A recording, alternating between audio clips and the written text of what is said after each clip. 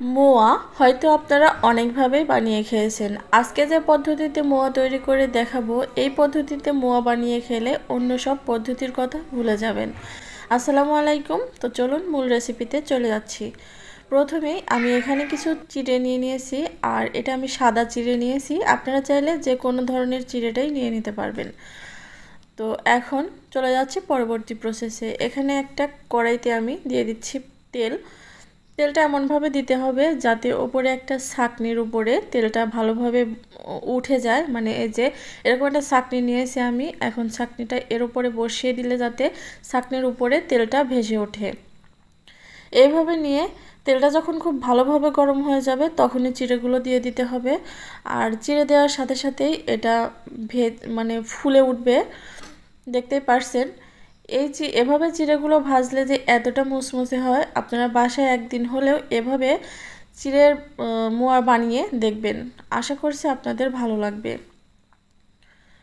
এই চিড়েটা ভাজতে খুব একটা বেশি কিন্তু তেল লাগে না, জাস্ট দেওয়ার সময় দিতে হয়। তাই এই যে তেলটা যখন খুব ভালোভাবে গরম হয়ে যাবে তখন চিড়ে দেওয়ার সাথে সাথেই ফুলে এই যে এরকম ডাবল হয়ে যাবে।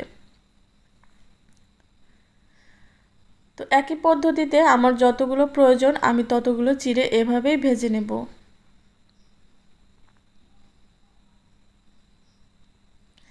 চিড়েটা ভাজতে কিন্তু খুব একটা বেশি টাইম লাগে না, জাস্ট 1 থেকে 1.5 মিনিটের মধ্যে এতগুলো চিড়ে ভেজে নেওয়া যায়।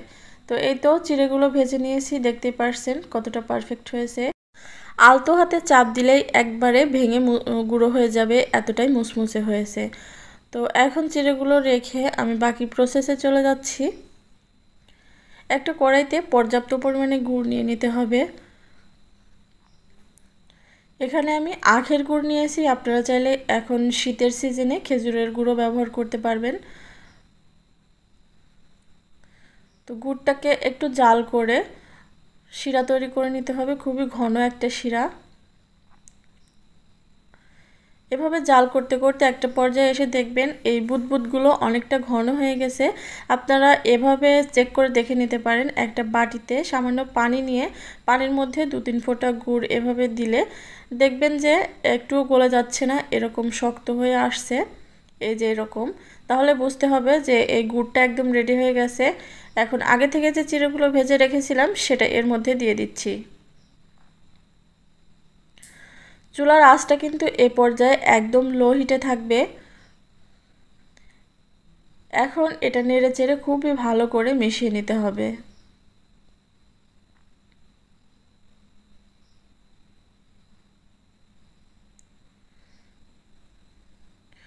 মুড়ির চেয়ে মুসমুসে হয় এই মোয়াটা। আপনারা এই শীতের সিজনে কিন্তু খেজুরের গুড় দিয়েও এই মোয়াটা তৈরি করতে পারেন, খুব বেশি ভালো লাগে। বিকেলের নাস্তায় এভাবে বানিয়ে আপনারা সংরক্ষণ করে রেখে দিতে পারবেন অনেক দিন পর্যন্ত। তো এভাবে নেড়েচেড়ে নিয়েছি। এখন গরম থাকা অবস্থায় মোয়াগুলো তৈরি করে নিতে হবে। জাস্ট হাত দিয়ে ধরা যাচ্ছে এরকম গরম অবস্থায় মোয়াগুলো তৈরি করে নেবেন। আর যদি বেশি করে বানান তাহলে একজনে হবে না, 2-3 জন দিয়ে বানাবেন, না হলে কিন্তু ঠান্ডা হয়ে গেলে মোয়াটা আটতে চাইবে না। যতটা সম্ভব তাড়াতাড়ি করে বানানো যায় ততটা সম্ভব তাড়াতাড়ি বানিয়ে নেবেন। আর বাসায় যদি কোনো হেল্পিং হ্যান্ড থাকে তাহলে তো কথাই নেই, তাদেরকেও লাগিয়ে দেবেন এই কাজে।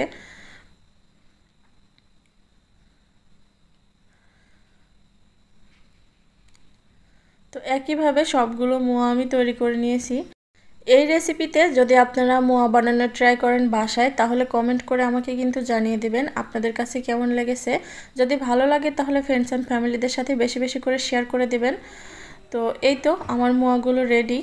আজকের রেসিপি ভালো লাগলে অবশ্যই লাইক, কমেন্ট এবং বেশি বেশি করে শেয়ার করে দেবেন। আর আমার চ্যানেলটা সাবস্ক্রাইব করে পাশে থাকা বেল বাটনটা অন করে দেবেন, তাহলে পরবর্তীতে যখনই কোনো নিত্য নতুন রেসিপি আপলোড করব নোটিফিকেশন আপনাদের কাছে পৌঁছে যাবে। তো সবাই ভালো থাকবেন। আল্লাহ হাফেজ।